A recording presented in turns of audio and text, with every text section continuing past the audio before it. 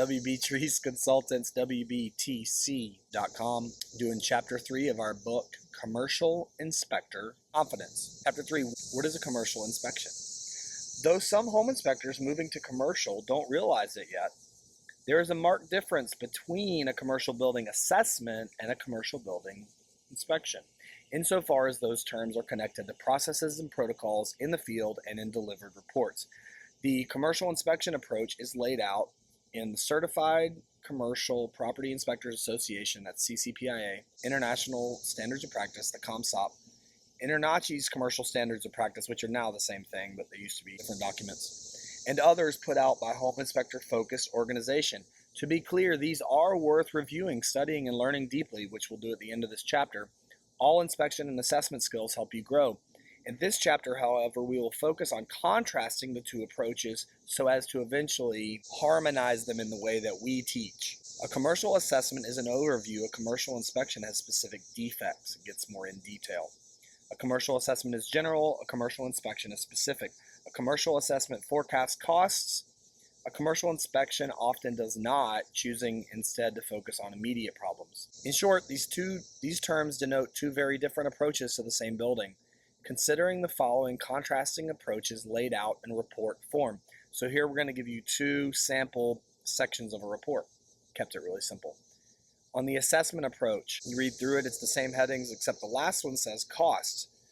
I write out an EUL of 15 years, the effective age of the roof, and say when it's going to be due for replacement. If it was an inspection approach and it's on this same roof, you have the same components listed, but under defects it says none noted, and you don't write a cost. Now, this is the same chapter continuing. To be fair with the commercial inspection approach, it can do well to document myriad issues. On another roof, the defects section might look like defects. The roof shows several defects, and then we'd list them all. They might go on and on. There might be 20 of them. The breakout quote here is the buyer is likely to focus on problems rather than solutions. That is, if you give them the inspection approach.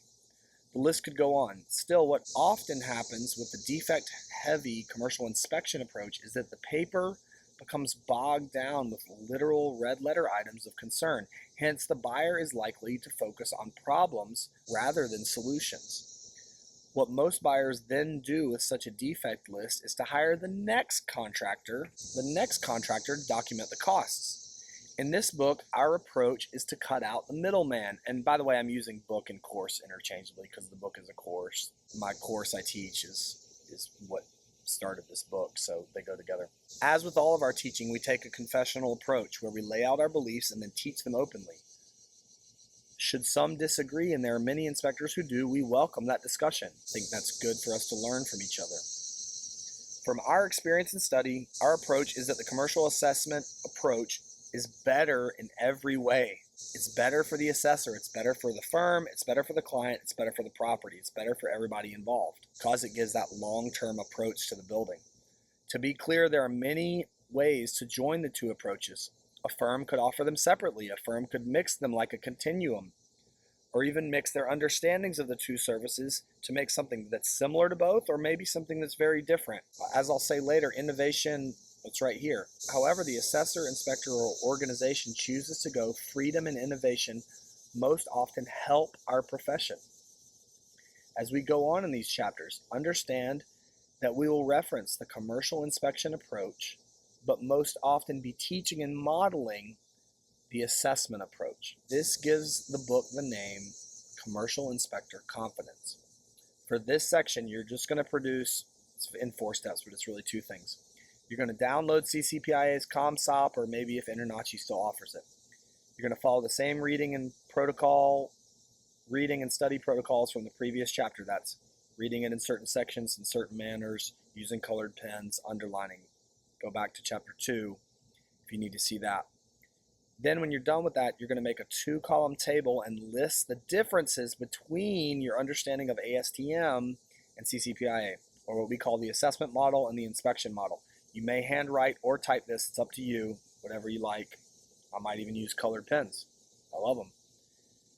Store both physical documents, that's the CCPIA ComSOP and your table that you write, just your comparison table, in your physical notebook for later reference and use. Thanks for listening to Commercial Inspector Confidence. I'm Britt. We really appreciate you guys being involved with us.